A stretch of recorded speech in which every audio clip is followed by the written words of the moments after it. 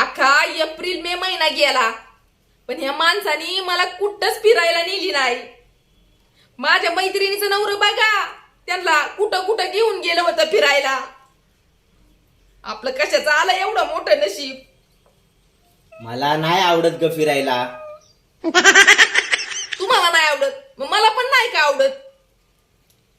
ए तू उगीच बडबड नको करू. तुला मी पैसे देतो आणि तुला जिथं फिरायला जायचं ना तिथं जा.